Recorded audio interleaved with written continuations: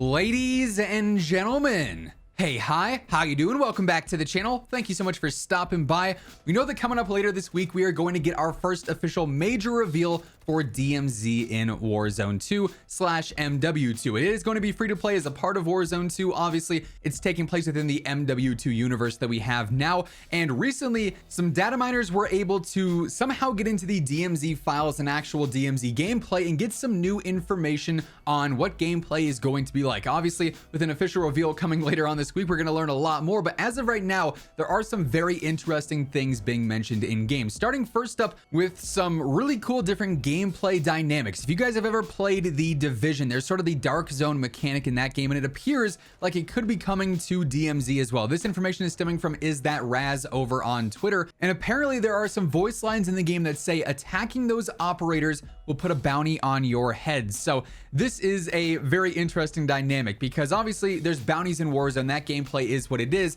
but it's entirely dependent on you picking up that contract and hunting down those players yourself.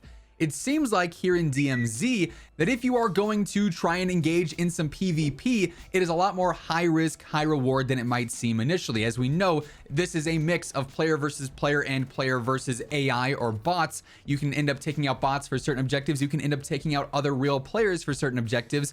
And judging by those voice lines there, if you end up taking out certain players at any given point in a match, it could automatically spawn a bounty on your head, and then everyone in that general vicinity, everyone who else is in that match, is going to know where you are and be able to hunt you down if in fact these bounties work the same way they do, within Warzone in years prior. So definitely brings a lot more spiciness and, like I said earlier, risk to engaging in PvP. Another different gameplay dynamic that Raz talks about is actually a day and night cycle coming to the game. Now, a while back, we had heard of leaks and rumors, I think it was via Warzone Mobile at the time, that there were different files in game for NVGs, different files in game for different versions of maps, one under nightfall, one under daytime, right? So that would seemingly indicate that a day and night cycle would be coming. Now, we didn't know if that was going to be for Warzone, if that was going to be for multiplayer, if that was going to be for DMZ. It very well could be for all three of those things because obviously, as we know, Al-Mazrah is a good portion of all of that gameplay.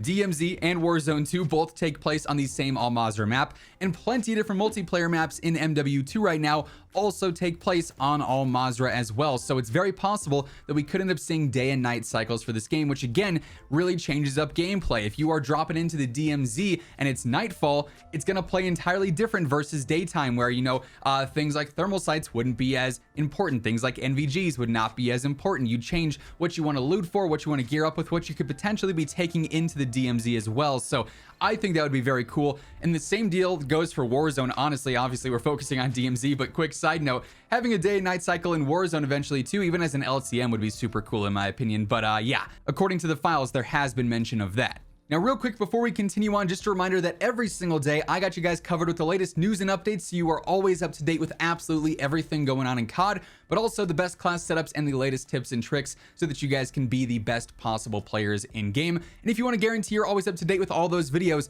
be sure to hit that subscribe button, turn on those post notifications. Around 54% of viewers watching are not subbed yet, and we are on the road to 900K. Hey, I'm just saying, we're less than 25K away right now. It's a pretty lofty goal, but it would be absolutely insane if we could hit that before the drop of Warzone 2. Also, if you guys enjoyed this video, let me know by dropping a like on it as well. Let's try and aim for 3,000 likes on this one. Now, the remainder of the DMZ gameplay info that we have today stems from the Ghost of Saba over on Twitter, who we've been talking about recently. They've been leaking and data mining a lot of different stuff, including the Al-Mazrah map within DMZ, which looks like Quagmire's head somehow. It's hilarious and so weird at the same time, but he posted a couple tweets over the weekend saying that there are going to be various high value targets within DMZ, and potentially this could translate over into the raids mode coming in Season 1 Reloaded as well. And some of these high value targets include the Chemist, the Pyro, the Bashara, an Armored Commander, a Warlord, and then also a Trapper. And we've had some other challenges and data mines from a while ago specify things like having to take out the Chemist and take his briefcase because there's some sort of high value thing you want to extract with. So you'd have to go into the labs, wherever the Chemist might be hanging out, take out all the guards, take out the chemist, get that briefcase, and then move all the way over to your extraction point. And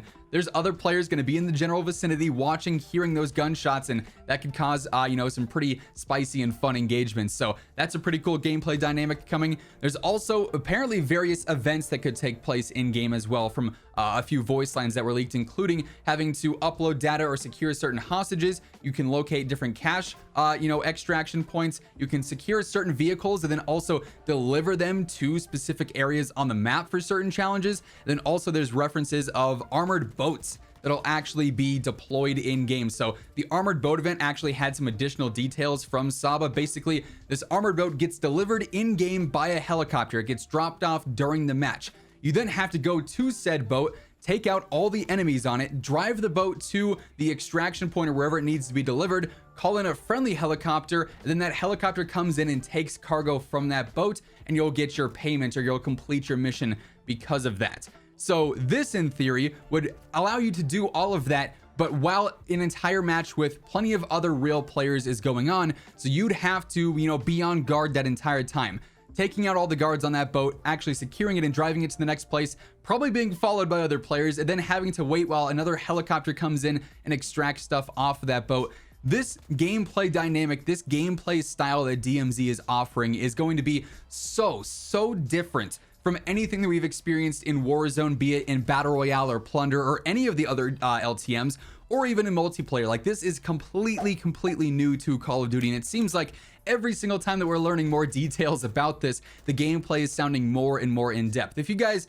don't recall, it was mentioned, I think it was by Tom Henderson a while back, that DMZ technically is the most developed mode in MW2. This was reportedly being developed initially for MW 2019, which means development for it probably started in, you know, late 2017, early 2018, and it just didn't make it into the final version of MW 2019. So instead, it was refined and polished over the years for MW2. So it seems like they're going all in on DMZ. Obviously, they have separate teams for multiplayer, Warzone 2, DMZ, so on and so forth, to focus on those and specialize in those, update them, fix them, whatever the case may be. But in terms of where a lot of the gameplay dynamics in this game seem to fit the best, it is DMZ, with the tactical aspects of the gameplay, with all the attachments and the way that those work.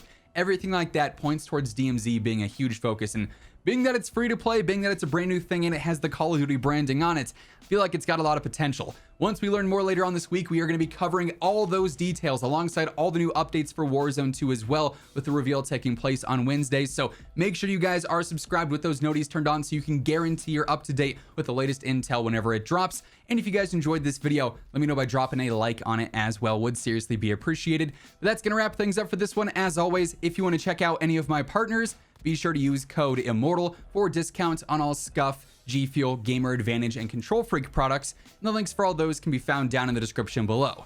But once again, thank you so much for tuning in. And until next time, take it easy, have an awesome rest of your day, and I'll catch you guys later. Peace out.